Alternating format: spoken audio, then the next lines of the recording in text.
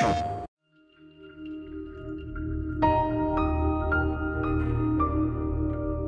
was always kind of dreaming of this game since I've been a kid, you know, in a really real way.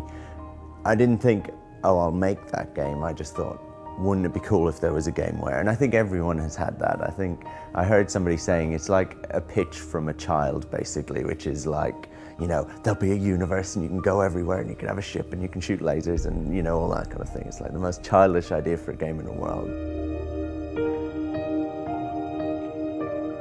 And it was really fueled by sci-fi as I had always experienced it, which was books that I'd grown up with, like actual science fiction.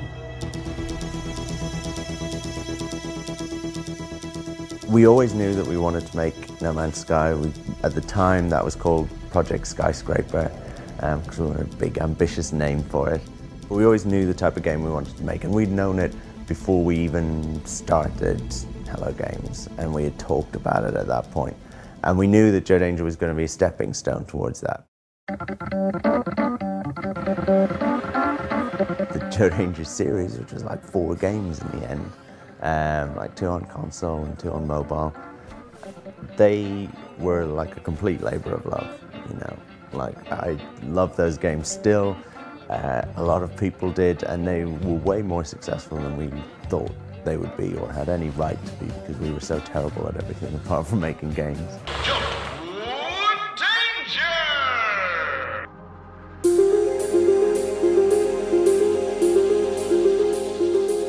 It really kind of properly started a year and a half ago. It's not quite a year and a half ago, like a year and 5 months or something. And that was when 4 of us, slightly different 4 to the 4 that had founded the company, just found a small room within that large office, and we actually just like literally locked the door and had a separate entrance and stuff like that, and squirreled ourselves away.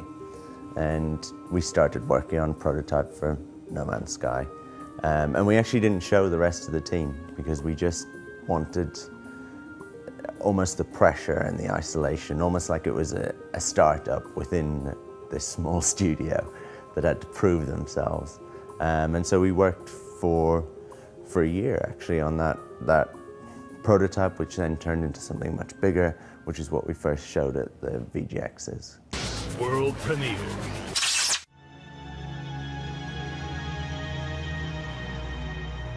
Christmas Eve, I got like a text and then a call saying like the office is starting to flood. This kind of space that we'd done up ourselves and everything that was like, you know, kind of quite personal to us, I guess, was pretty much kind of wiped out within a few hours, basically. And we were back on our feet in a really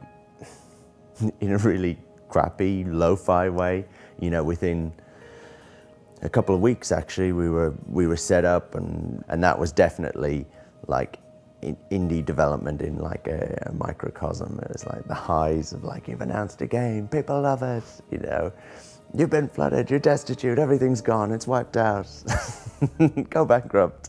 So yeah, it was a crazy couple of months, but man, like my faith in the community, like games, the community in general, was completely restored at that point, you know. And times like this at E3, we've had so much positivity about the game, you know, like you just never see that, where people really get behind something in such a big way. And that's massively, massively meaningful to us and really fuels you.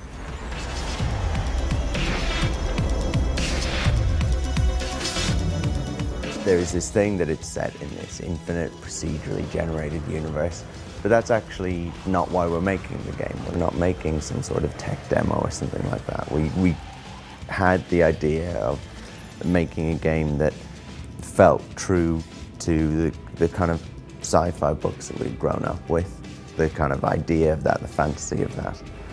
And we wanted to deliver on that, and to do that we had to create the universe for you to explore, because that's the feeling that we wanted you to have for one of the first times in games to actually land on a planet and for nobody to know what was on that planet. Not the creator of the game, not anyone else, because no one else has ever been there before. Give everyone a spaceship, start them all on a different planet.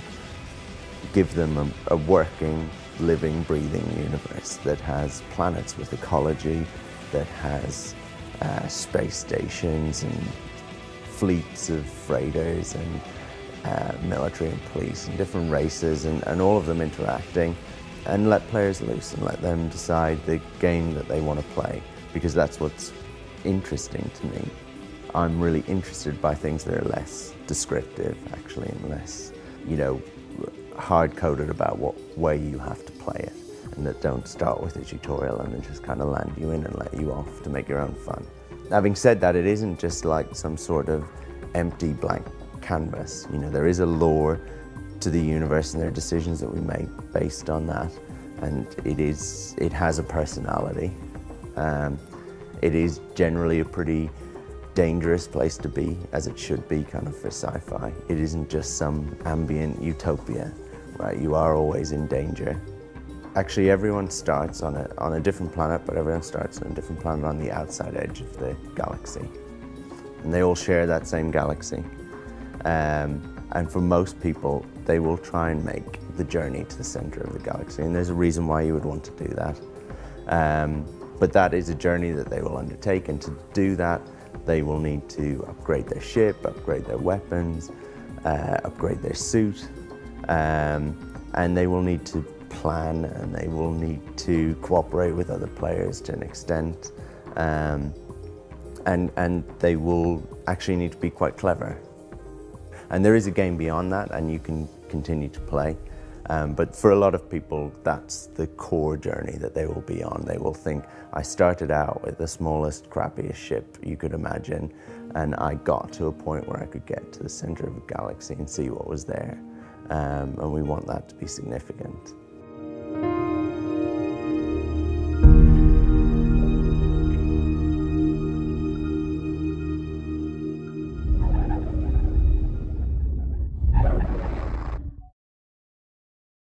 PlayStation